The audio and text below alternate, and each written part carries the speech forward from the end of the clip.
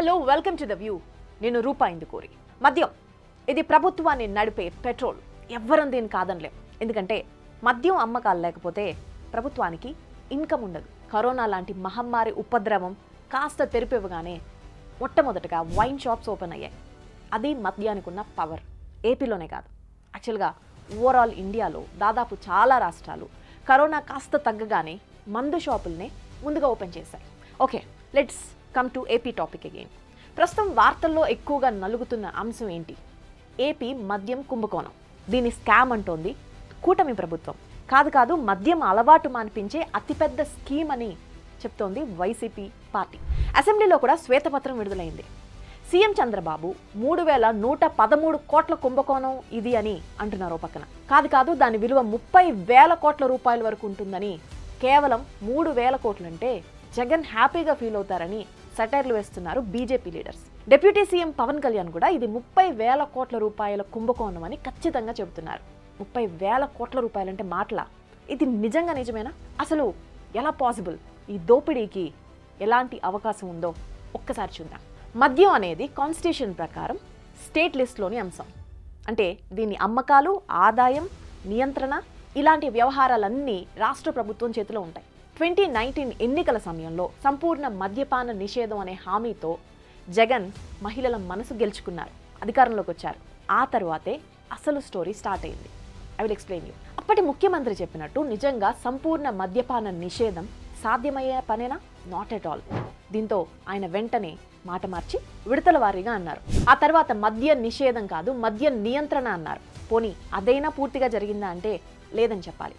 జగన్ హయాంలో అధికారిక లెక్కల ప్రకారం మద్యం అమ్మకాలు తక్కువగా జరిగాయి. బట్ అనధికారిక లెక్కల్లో గతంలో కంటే ఎక్కువ అమ్మకాలు జరిగాయి, ఎక్కువ డబ్బులు వచ్చాయి. కానీ ఆ డబ్బులేవి రాష్ట్ర ట్రెజరీలోకి వెళ్ళలేదని, వైసీపీ నేతల జేబుల్లోకి వెళ్ళాయనేది ఇప్పటి ప్రభుత్వం ఆరోపణ. మద్యం అమ్మకాలు తగ్గాయి కదా అంటే మద్య నియంత్రణ జరిగినట్టే కదా అని వైసీపీ నేతలు లాజిక్ తీస్తున్నారు. నిషేధం అనుకోండి, నియంత్రణ అనుకోండి, జగన్ కొత్త మద్యం పాలసీ తెచ్చారు. అప్పటి వరకు ప్రైవేట్ వ్యక్తుల చేతుల్లో ఉన్న షాప్స్ అన్ని ప్రభుత్వం తన నియంత్రణలోకి తీసుకుంది. ప్రభుత్వమే మద్యం అమ్మకాలు చేపట్టింది.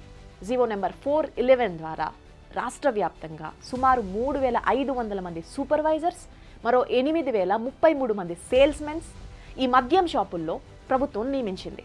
టీడీపీ హయాంలో 4,380 వైన్ షాప్స్ ఉండగా వైసీపీ దిగిపోయే నాటికి వీటి సంఖ్య 2,934 మాత్రమే.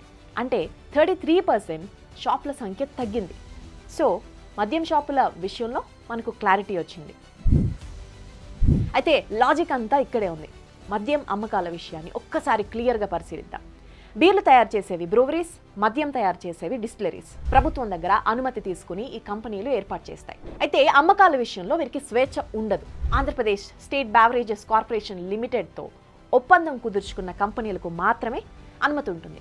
తొలి మోసం ఇక్కడే జరిగింది. ఏపీఎస్బీసీఎల్ వైసీపీ నేతలతో కుమ్మక్కైందని, వారికి చెందిన డిస్టిలరీల నుంచి మాత్రమే మద్యం షాపులకు చేరేలా ప్లాన్ చేసిందనేది ఇక్కడ ఆరోపణ. అయితే సడన్ గా వైసీపీ నేతలు డిస్టిలరీలను పెట్టాలంటే కుదరదు. అప్పటికే లైసెన్స్ కలిగిన వారి దగ్గర బలవంతంగా వాటిని తీసేసుకున్నారని, అలా వైసీపీ నేతలు మద్యం సరఫరాలో కోట్లు వెనకేసుకున్నారని అంటున్నారు టీడీపీ నేతలు.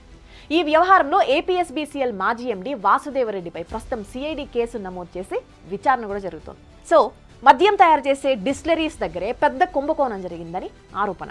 వైసీపీ నేతలకు చెందిన డిస్టిలరీలు నాసి రకం మందును తయారు చేశాయని, కొత్త బ్రాండ్స్ పేరుతో అడ్డగోలుగా దోపిడీ చేశాయనేది ఇంకొక ఆరోపణ. యాక్చువల్గా 2019-24 మధ్య ఏపీలో కొత్తగా 28 మందు బ్రాండ్లు, 10 కొత్త బీర్ బ్రాండ్స్ ప్రవేశపెట్టారు.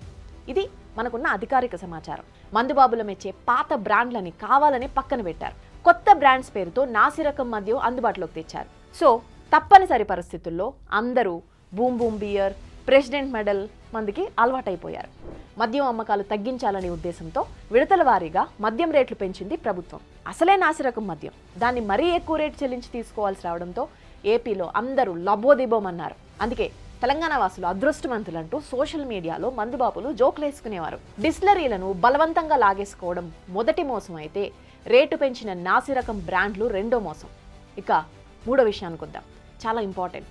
నాన్ డ్యూటీ పెయిడ్ లిక్కర్ రూపంలో ఈ మోసం జరిగిందని కూటమి ప్రభుత్వం తన శ్వేతపత్రంలో వెల్లడించింది.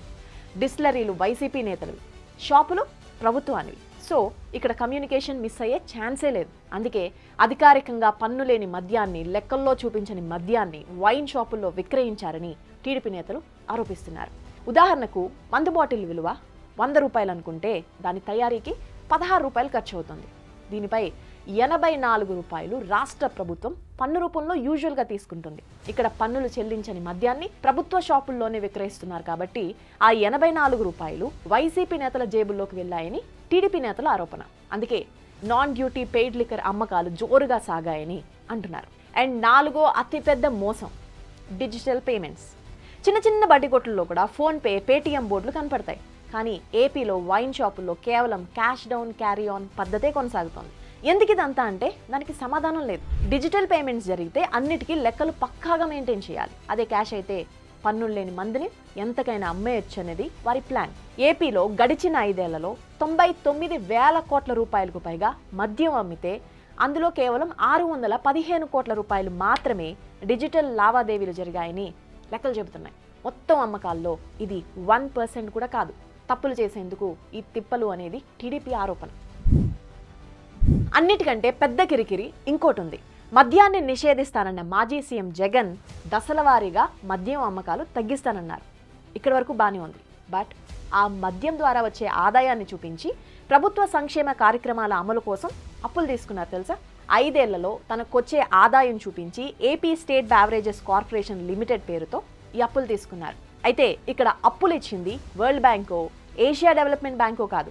ఆంధ్రప్రదేశ్ విద్యుత్ ఉద్యోగులకు చెందిన పెన్షన్ ట్రస్ట్ల నుంచి మొత్తం 13,148 కోట్ల రూపాయలు అప్పుగా తీసుకున్నారు.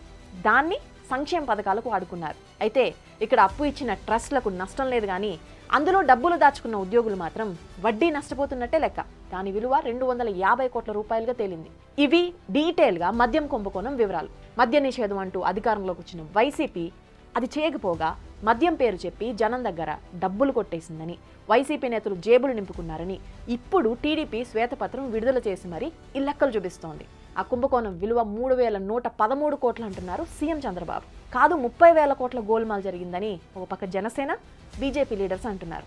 ఇక నిజానిజాలు సిఐడి తేల్చాల్సి ఉంది.